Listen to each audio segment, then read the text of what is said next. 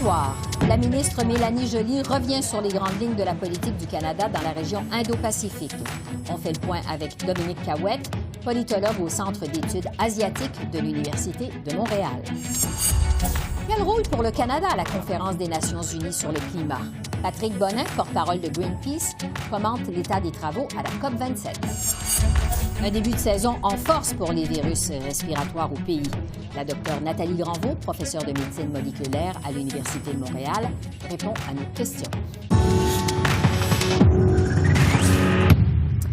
Bonsoir, Mesdames, Messieurs. Le premier ministre Justin Trudeau est arrivé aujourd'hui en Indonésie pour le sommet du G20 à Bali. M. Trudeau en a profité pour annoncer que le Canada fournira 500 millions supplémentaires en aide militaire à l'Ukraine, en plus d'imposer de nouvelles sanctions contre des responsables russes. Ce sommet du G20 fait suite à une série de rencontres internationales visant à renforcer la présence du Canada dans la région Indo-Pacifique, une région cruciale pour les intérêts canadiens, selon le premier ministre Trudeau. Tous les enjeux qui comptent pour le monde et pour les Canadiens, que ce soit la sécurité, la prospérité, les droits de la personne, la santé publique ou les changements climatiques, ces enjeux vont être influencés par les relations que le Canada et nos partenaires entretiennent avec les pays de la région Indo-Pacifique. Et puis, en marge du G20, la ministre des Affaires étrangères, Mélanie Joly, est revenue sur les grandes lignes de la politique du Canada dans la région Indo-Pacifique dévoilée la semaine dernière. Mélanie Joly avait, entre autres, recommandé aux entreprises canadiennes de ne pas resserrer davantage leurs liens avec la Chine. Alors, la voici aujourd'hui. J'ai énoncé la position du Canada il y a à peine une semaine sur notre relation avec la Chine.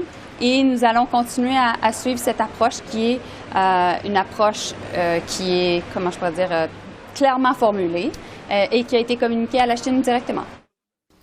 Pour discuter de ce sommet du G20 en Indonésie et de la stratégie du Canada dans la région Indo-Pacifique, je retrouve Dominique Cahouette, qui est politologue au Centre d'études asiatiques de l'Université de Montréal. Bonsoir, professeur Cahouette. Oui, bonsoir. C'est donc une visite très attendue du premier ministre Trudeau et de la ministre Joly en Asie. Ça fait suite, évidemment, au dévoilement de la stratégie Indo-Pacifique du Canada la semaine dernière. On l'a entendu il y a un instant, pas question de reculer sur cette stratégie, selon Mélanie Joly. Madame Joly est d'avis que la Chine s'écarte de plus en plus des valeurs canadiennes et que les entreprises qui ont des activités en Chine sont confrontées à des risques d'ingérence politique et de violation des règles commerciales. Alors, je vous demanderai d'abord à quel point c'est un changement de ton du Canada face à la Chine, surtout par rapport à la période d'emprisonnement des deux Michael, selon vous? Je pense qu'on assiste au positionnement, un repositionnement stratégique, donc une stratégie à plus long terme du Canada dans la région. Il y a, je vous dirais, une double impulsion pour ce mouvement-là. Le premier, c'est que, à part la visite de Justin Trudeau en 2017, lorsqu'il avait participé à la rencontre de l'ASEAN et un peu annoncé que le Canada serait de retour, il y a eu peu d'engagement ferme du Canada depuis cette époque. Et entre-temps, on a eu l'autre impulsion, on a eu l'arrestation des deux Michael qui a vraiment mis un terme, je crois, à des relations vraiment cordiales avec la Chine. On assiste à une période beaucoup plus tendue et plus délicate au niveau diplomatique de la part du Canada. Oui, parce que, bon, à Bali, le président chinois Xi Jinping assiste au sommet du G20, mais le premier ministre Trudeau n'a pas précisé s'il souhaitait le rencontrer.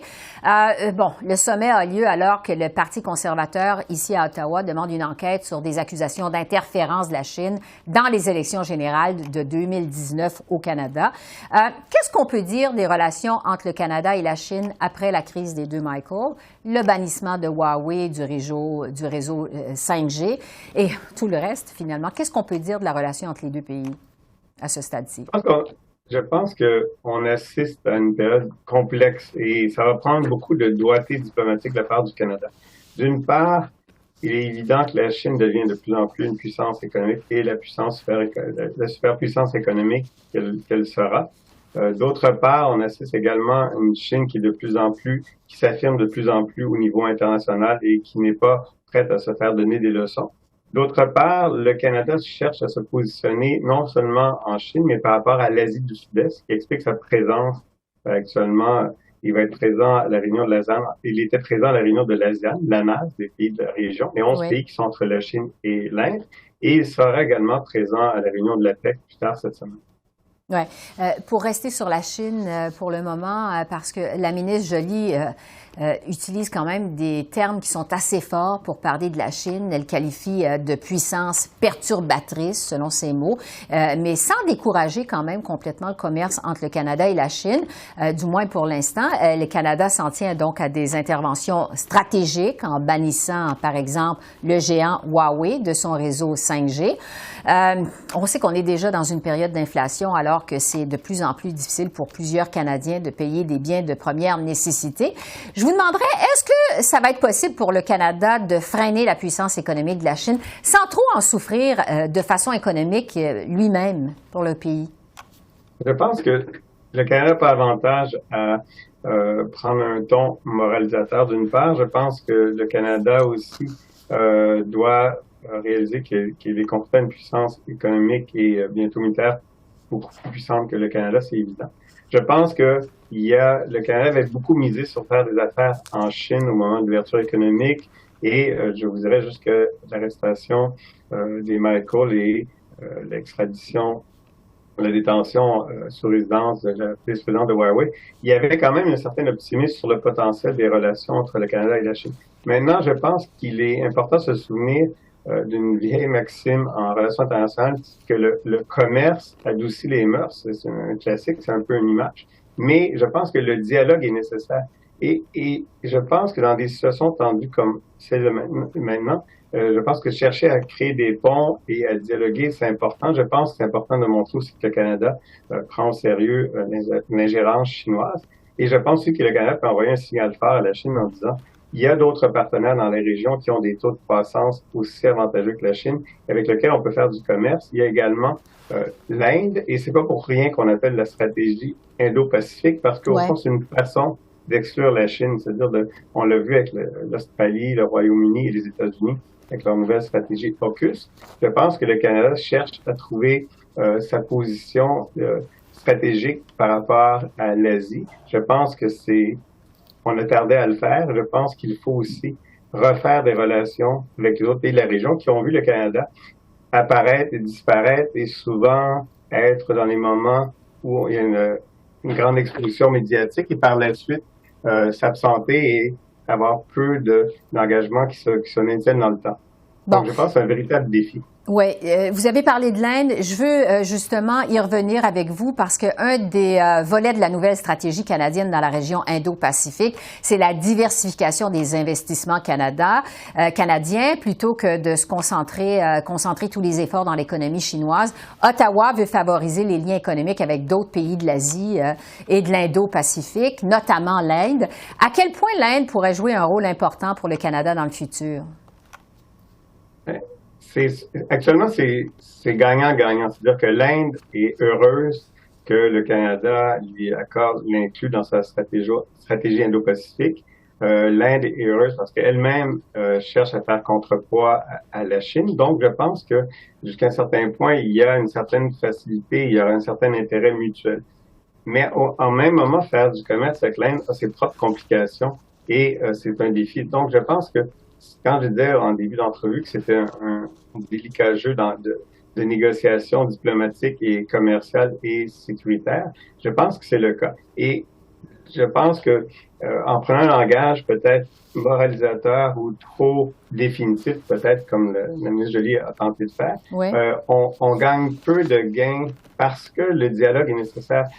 Il y a une autre phrase qu'on utilise souvent par rapport à des régimes autoritaires, c'est que talk is not free. Discuter, dialoguer n'est pas gratuit. C'est-à-dire qu'une fois qu'on entre dans des processus de dialogue, il y a des espaces qui se créent, il peut se créer des ententes tout en maintenant ses positions sur certains points essentiels. Mais je pense que ça pose une question importante de quelle manière on va interagir avec la Chine et aussi quels signaux on va envoyer aussi aux pays qui sont dans la région qui entoure la Chine. Oui.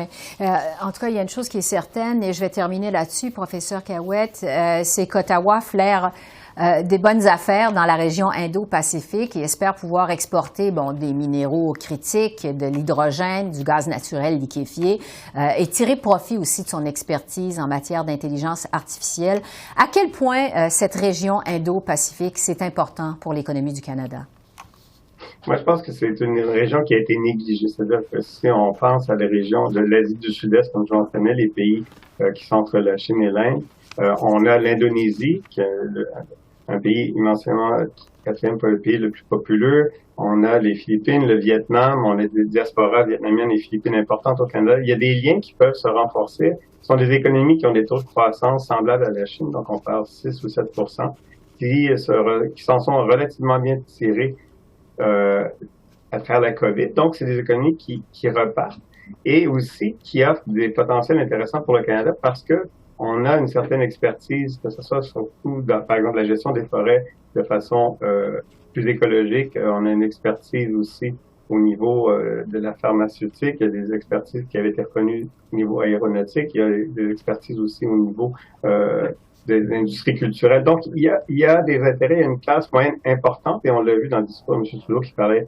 que ça serait bénéfique aux classes moyennes, que ce soit en Inde, mais dans les pays de la région. Il y a des intérêts mutuels qui sont importants, mais ça demande, comme je disais tantôt, un doigté, mais aussi une connaissance approfondie, parce que chacun des États dans la région de l'Asie-Pacifique ou dans l'Indo-Pacifique ont leur propre histoire.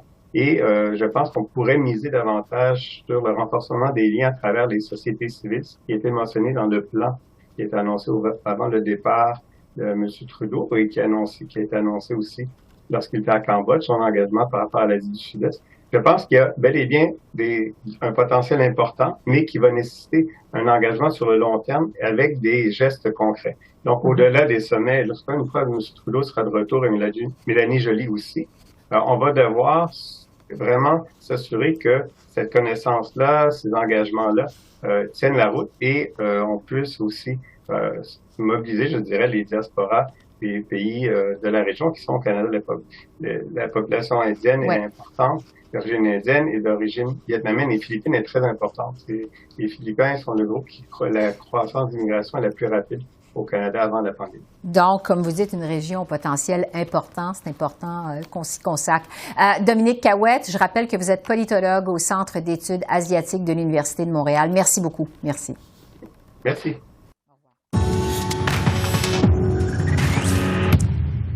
Alors que la COP27 entre dans son dernier droit en Égypte, il reste encore beaucoup de travail à faire pour en arriver à un consensus sur les moyens de faire face au réchauffement climatique.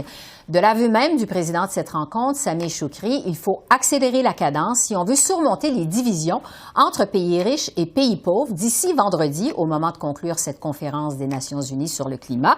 Alors, je discute de cette COP27 avec Patrick Bonnin, porte-parole de Greenpeace. Bonsoir, Patrick. Bonsoir. On sait d'abord que le Canada est représenté par le ministre de l'Environnement, Stephen Guilbeault. Le premier ministre Trudeau, qui est en voyage en Asie du Sud-Est, assiste pas comme tel à cette COP27. Est-ce que c'était important pour le premier ministre Trudeau d'assister à cette rencontre ou si vraiment les discussions, de toute façon, ça se passe à un autre niveau? Ça aurait été très important. Il y avait près de 100 chefs d'État qui étaient présents lors des premières journées. M. Biden est allé par la suite. Évidemment, il y a plusieurs réunions qui se passent lorsqu'il y a 120 chefs d'État et plusieurs groupes de travail. Et avoir le plus haut niveau d'engagement de la part d'un pays peut éventuellement faire dénouer des impasses, faire avancer les dossiers. Et malheureusement, l'absence de M. Trudeau a été clairement notée. Oui, parce qu'on sait que le Canada est le deuxième plus grand pollueur par habitant de tous les pays du G20. Comment le Canada est vu dans ces rencontres? Ben, il est vu comme étant le pire pays du G7, là, le seul qui a augmenté ses émissions de gaz à effet de serre depuis la signature de l'accord de Paris en 2015. Un pays qui, oui, maintenant a un plan, donc c'est moins pire qu'à l'époque d'Harper, mais qui malheureusement n'a pas un plan pour atteindre sa cible. Sa cible n'est pas assez ambitieuse par rapport à ce qu'exige la science, ce que devraient faire des pays développés. Donc, évidemment, du côté des pays du Sud, où se tient, entre autres, la COP en Afrique, eh bien, il y a énormément de critiques envers le gouvernement, non seulement parce que les émissions ne réduisent pas assez, il n'y a pas de plan, mais aussi au niveau du financement pour l'adaptation, par exemple, au changement climatique. Le gouvernement n'a pas fait sa juste part. Donc, c'est malheureusement un Canada qui est moins pire qu'avant, mais qui fait encore partie des pays. Ouais. Parlons justement des travaux comme tels de cette COP27, parce qu'il semble qu'il y a encore beaucoup de questions en litige, et vraiment pas les moindres, là, notamment sur les baisses des émissions de gaz à effet de serre, l'adaptation aux changements, aux effets des changements climatiques, l'aide financière à apporter aux pays plus pauvres qui souffrent de ces changements-là. À quoi on peut raisonnablement, je dirais, s'attendre d'ici à vendredi? Il faut comprendre que mercredi environ, les ministres arrivent sur place. M. Guilbeault est là depuis le tout début. Et c'est à partir de mercredi qu'on devrait avoir les impasses se dénouer. Donc, c'est les négociations. Certains niveaux de négociation exigent la présence des ministres. Donc, ça devrait s'accélérer. Pour l'instant, ça piétine. Ça piétine sur l'enjeu principal de cette conférence-là. L'enjeu principal qui est celui qu'on appelle perte et préjudice ou perte et dommages. Ça, c'est essentiellement une demande que les pays du Sud font depuis 30 ans, qui est la suivante, c'est de se faire payer par les pays les plus riches, par les plus grands pollueurs, pour les pertes que les pays du Sud subissent et pour lesquelles ils ne sont pas responsables. Ce sont l'augmentation des événements extrêmes climatiques, comme par exemple les inondations au Pakistan, que subissent les pays du Sud. Le Pakistan, c'est 30 milliards de dollars en termes de pertes et dommages. Et donc, ça prend un mécanisme dédié pour financer les pays du Sud à ce niveau-là. Et ça, c'est l'enjeu. Il faut créer ça lors de la COP. Le Canada peut jouer un rôle proactif, mais évidemment, on a vu beaucoup de résistance de la part des pays riches à ce que ce soit inscrit à l'agenda. Maintenant, c'est à l'agenda pour la première fois. Il faudra concrétiser ça d'ici la fin de la COP. Oui, c'est ça. Le président dit qu'il faut vraiment accélérer la cadence parce que là, comme vous dites, ça piétine. Sur la réduction des gaz à effet de serre, on se rappelle, il y a un an, à la précédente COP, la COP 26 à Glasgow, en Écosse, il y avait quand même 200 pays qui s'étaient engagés à maintenir en vie l'objectif de l'accord de Paris de limiter le réchauffement de la planète à 1,5 degré Celsius. Le Canada, il y a une trentaine de pays qui l'ont signé jusqu'à maintenant, qui ont respecté cet engagement de l'an dernier. Le Canada en est où, justement, dans cet engagement? Ouais, il n'a pas bougé. Donc, il y a seulement 24 pays environ qui ont augmenté leur ambition, leurs objectifs de réduction de gaz à effet de serre d'ici 2030. Le Canada n'en fait pas partie depuis la conférence de Glasgow. On attendait à ce qu'il relève son ambition. Je vous rappelle que le Canada a une cible de gaz à effet de serre qui est moins ambitieuse que ce que les États-Unis ont comme cible. Et là, même les États-Unis sont pas assez ambitieux en regard de la science. Au niveau mondial, il faut couper de moitié les émissions d'ici 2030. Et malheureusement, on n'a pas d'objectif de la part des pays. Donc, on se dirige encore vers un réchauffement d'environ 2,8 degrés Celsius, alors que la cible de l'accord de Paris, c'est 1,5. Donc, désolé encore une fois. Ouais, ça m'amène à vous parler de la déclaration de la ministre des Finances, Mme Freeland, qui a dit lors d'un voyage à Washington il y a quelques semaines que le Canada devait accélérer la réalisation des projets énergétiques dont nos alliés ont besoin, notamment pour se chauffer. Est-ce que la communauté internationale prend note de déclarations comme ça et se méfie davantage des engagements du Canada face au réchauffement climatique, vous pensez? Cette déclaration a été particulière en ce sens qu'on ne l'a pas nécessairement entendue sur d'autres plateformes. Évidemment, c'est le genre de mauvais message qu'envoie le Canada lorsque ça se fait. Madame Freeland, on ne se le cachera pas, ne fait pas partie des voix les plus progressives, celles qui poussent pour la lutte contre les changements climatiques. Heureusement, il semble que M. Trudeau a ramené le message, mais il reste beaucoup de travail à faire. L'absence de M. Trudeau, mais aussi la présence des grandes pétrolières des sables bitumineux à l'intérieur même du pavillon du Canada pendant la conférence des Nations unies a été énormément discutée. Lorsqu'on parle du problème, c'est essentiellement au Canada la production pétrolière et gazière. C'est le principal secteur émetteur de gaz à effet de serre, celui qui émet le plus que les transports. Et le gouvernement a donné une tribune en or à l'industrie, alors évidemment qu'il devrait privilégier les véritables alternatives qui permettraient une sortie rapide du pétrole et du gaz. En terminant, Patrick Bonnin, on sait que ces conférences des Nations unies sur le climat sont souvent dénoncées pour leur inutilité. Plusieurs parlent de leur aspect un peu superficiel. Est-ce que cette impression s'est justifiée? C'est tout à fait comprenable. Par contre, il faut comprendre que c'est le seul milieu, la seule instance, mécanisme international qu'on a pour respecter l'accord de Paris, pour forcer les pays à présenter des cibles, pour faire entendre les voix du Sud, pour permettre d'avoir du financement pour les voix du Sud. Donc, le problème, ce n'est pas l'Organisation des Nations unies et cette conférence-là. C'est vraiment les pays qui ne font pas le travail à domicile et qui arrivent les mains vides lors de ces conférences-là. Mais on serait beaucoup plus loin encore de 1,5 degrés Celsius si on n'avait pas eu la conférence de Paris, si on n'avait pas l'accord de Paris et ses conférences annuelles. Évidemment, beaucoup de pression de la part des lobbyistes. Je vous le rappelle, il y a 600 lobbyistes du pétrole et du gaz qui sont présents à cette conférence-là. Donc ça, c'est le genre de choses qu'on peut dénoncer, oui, en termes de greenwashing ou d'éco-blanchiment, mais non, ça va pas assez vite. Mais la raison essentielle, c'est pas l'ONU, ce sont les pays. Oui, donc vous dites que c'est une conférence nécessaire, mais il faut des résultats finalement en bout de ligne. Patrick Bonin, porte-parole de Greenpeace, merci beaucoup. Merci. Merci à vous.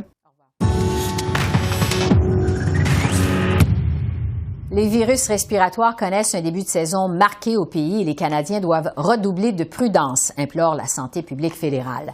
Surtout que l'immunité face à la COVID-19 est en baisse et que les contacts augmentent avec l'assouplissement des mesures sanitaires et le début de la saison froide. Alors, j'en discute avec la docteure Nathalie Granvaux, professeure de médecine moléculaire à l'Université de Montréal. Bonsoir, docteur Granvaux. C'est toujours un plaisir de vous revoir. Bonsoir. Merci de me recevoir une autre fois. Selon la santé publique, l'activité de la grippe a connu vraiment une croissance marquée et le seuil saisonnier de 5 % de positivité au test de laboratoire a déjà été franchi. Je vous demanderai d'abord qu'est-ce que ça veut dire exactement et est-ce que c'est ce que vous constatez aussi, cette hausse des cas d'infection respiratoire? Oui, absolument. Dans les données qu'on a disponibles, on voit absolument que la grippe vient d'arriver. On savait qu'elle avait commencé un petit peu dans l'Ouest, puis au fur et à mesure, elle avance. Elle était déjà arrivée aux États-Unis. Alors, on voit l'influenza A, en tout cas ici au Québec, dans les dernières données de la dernière semaine, est arrivée. Alors, elle est en avance par rapport à d'habitude, comme est le virus respiratoire syncytial. C'est effectivement un constat qu'on peut faire actuellement. Ouais. Sur les clientèles plus à risque, c'est quoi la clientèle justement qui est plus à risque de complications? Est-ce que ce sont les aînés ou les enfants? Ben, ça dépend des années puis de la souche de virus qui circule pour ce qui est de l'influenza. J'ai pas vu de données qui montraient clairement s'il y avait un groupe plus à risque que l'autre. En ce moment, je pense que ce qui est clair, c'est que tout le monde est à risque à cause de la saturation de nos hôpitaux et donc on peut apporter moins les soins de manière efficace par rapport à ce qu'on faisait les années pré-pandémiques, si je peux dire. Et c'est surtout ça l'enjeu actuellement. Oui, parce que vous parlez justement de la saturation des hôpitaux. À quel point est-ce que ça vient engorger les hôpitaux alors que le système de santé se remet lentement de la crise de la COVID-19? Ben, c'est surtout qu'on a une collision de trois virus qu'on n'a encore jamais réellement vécu. L'année dernière, on avait du virus respiratoire syncytial, mais la grippe est arrivée plus tard. Donc, on a géré un petit peu la COVID et les virus respiratoires syncytial. Cette année, tout le monde arrive en même temps. Tous ces virus sont là en même temps. Donc, c'est sûr que c'est toujours une période qui est très chargée au niveau des hospitalisations et des consultations parce que c'est la période où ces virus circulent. Ils circulaient déjà avant la pandémie, mais là, ils arrivent tout en même temps. Alors, ça donne un effet assez impressionnant au niveau des hospitalisations de ce qui est rapporté. Oui, ça a un impact évidemment sur la première ligne. Sur la COVID-19 maintenant, tout en insistant ne pas avoir de boule de cristal pour prédire si la pandémie fera un retour en force dans les prochains mois. Le Dr New a affirmé que la situation du virus de la COVID-19 est stable et sera peut-être en augmentation au cours de l'hiver. À quoi vous vous attendez de votre côté relativement à la COVID-19? Mais écoutez, on a des variants, plusieurs maintenant qui circulent, qui cohabitent, qui se remplacent les uns les autres, mais on n'a pas vu d'émergence de grands changements dans les variants qui sont apparus et qui pourraient être très, très inquiétants. Mais je serais très prudente parce que si vous vous rappelez et qu'on revient une année en arrière, on était à l'époque avec le virus Delta. Puis je pense si on retraçait les entrevues, on disait la situation est assez stable. Puis si ça reste comme ça, c'est pas parfait, mais on est déjà en bonne position. Puis soudainement, Omicron est arrivé et a complètement fait changer les choses et on est reparti dans cette année qui a été assez catastrophique. Donc, pour l'instant, on est effectivement dans une situation stable. Les gens vont plus à l'intérieur, donc on a une propagation et on n'a plus de mesures sanitaires en place. Donc, c'est sûr que la propagation va être plus importante que ce qu'elle a été l'année dernière. Par contre, si on n'a pas de nouveaux variants, on sait à quoi on a affaire, alors on sait comment limiter cette transmission et chacun agir de manière à essayer de quand même limiter au plus possible. Bon, sur la limitation de la transmission, justement, concernant le port du masque, aujourd'hui, il y a le directeur de la santé publique de l'Ontario, le Dr Kieran Moore, qui a fortement recommandé de porter le masque dans les lieux clos. sans quand même le rendre obligatoire. Est-ce que le temps est venu justement de revenir au port du masque? Plusieurs, évidemment, ont mis de côté au cours des derniers mois, des dernières semaines. Qu'est-ce que vous en pensez? Moi, je pense que c'est une habitude qui, de toute manière, devrait être présente dans nos cultures maintenant, comme ça l'était déjà en Asie, pour pouvoir limiter ces périodes où on a des virus respiratoires qui circulent et d'éviter les engorgements des hôpitaux. Donc, ça devrait devenir un principe de vie, ce qu'on appelle l'étiquette respiratoire. Et quand on a des symptômes, on évite de propager le virus. Alors, ça peut être soit en restant chez soi, en évitant d'aller dans des endroits où il y a du monde, en portant un masque, en ventilant correctement les espaces. Il y a plusieurs aspects qui peuvent être utilisés.